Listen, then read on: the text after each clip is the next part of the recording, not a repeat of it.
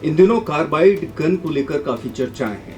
दरअसल ये इतनी खतरनाक गन है जिसने 300 लोगों की आंखों पर दुष्प्रभाव डाला है। अकेले भोपाल में ही 185 से ज्यादा मरीज ऐसे हैं जिनकी आंखों पर इसका बुरा असर पड़ा है और 10 की हालत गंभीर बताई जा रही है।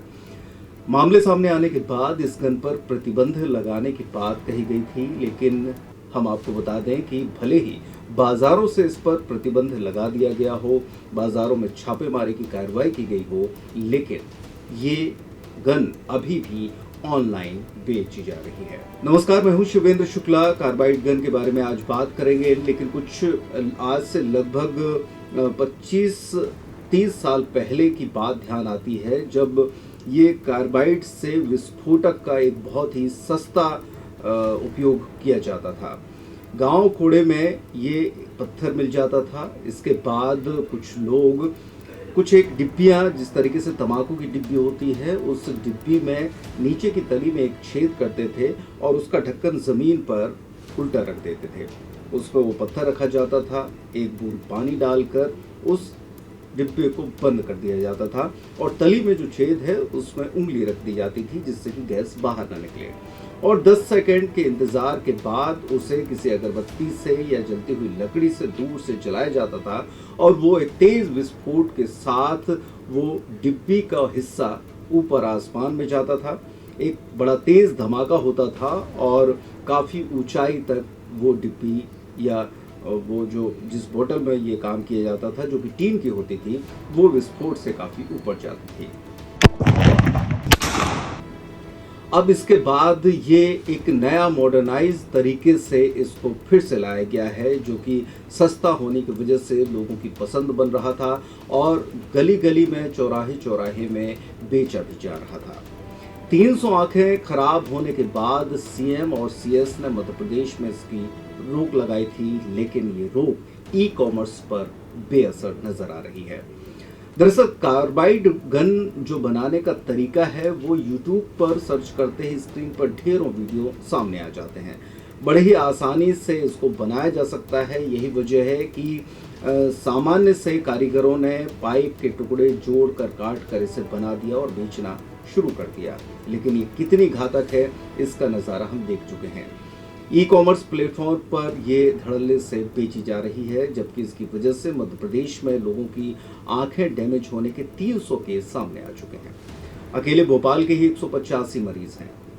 शुक्रवार की रात को सीएम डॉक्टर मोहन यादव ने इससे घायल मरीजों से मुलाकात की। उन्होंने कार्बाइड पाइप गन के निर्माण और बिक्री पर रोक लगाने के निर्देश भी दे दिए थे। मुख्य सचिव अनुराग जैन ने भी कलेक्टरों से कार्रवाई करने को कह दिया था।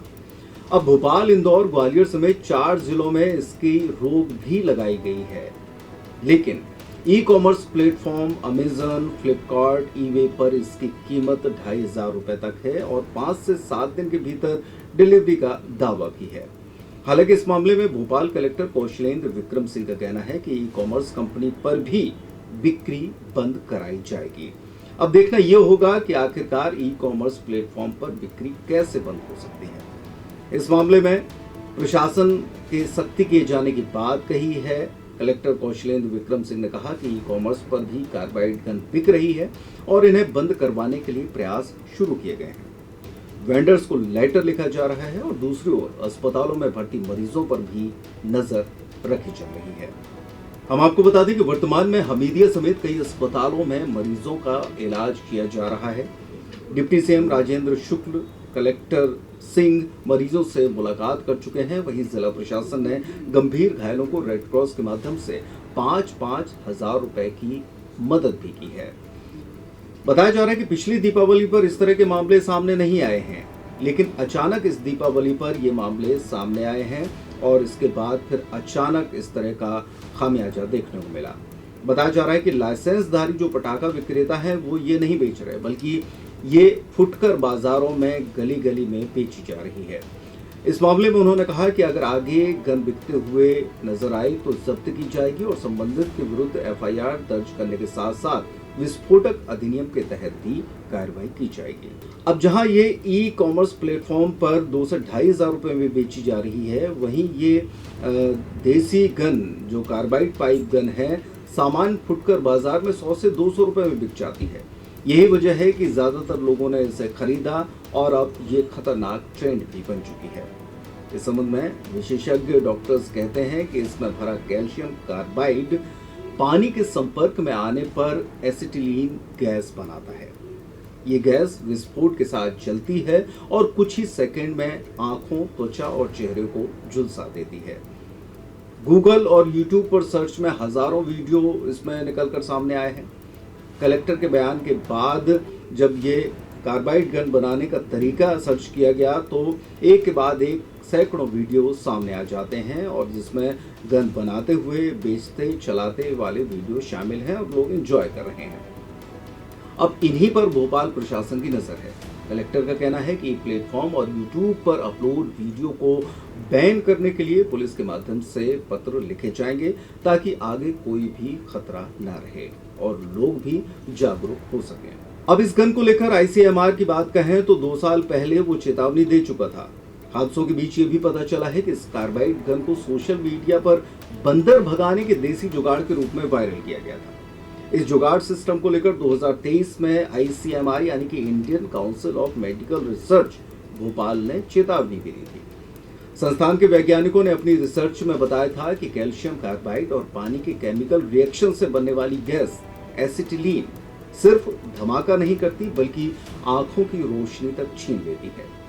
ये study Indian journal of ophthalmology में प्रकाशित भी हुई थी। इसके बाद भी समय रहते उचित कदम नहीं उठाए गए जिसके घातक परिणाम लोगों के सामने नजर आए हैं। यही वजह है कि अब लोग परेशान हो रहे हैं, लेकिन इसके आसान तरीके भी लोग सोशल मीडिया प्लेटफॉर्म पर खोज रहे हैं और उनको बनाने के प्रयास कर रहे हैं।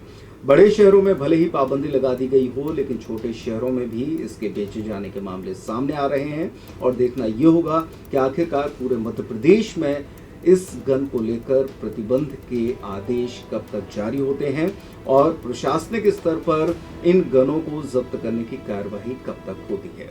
आज के इस वीडियो में बस इतना ही। नमस्कार।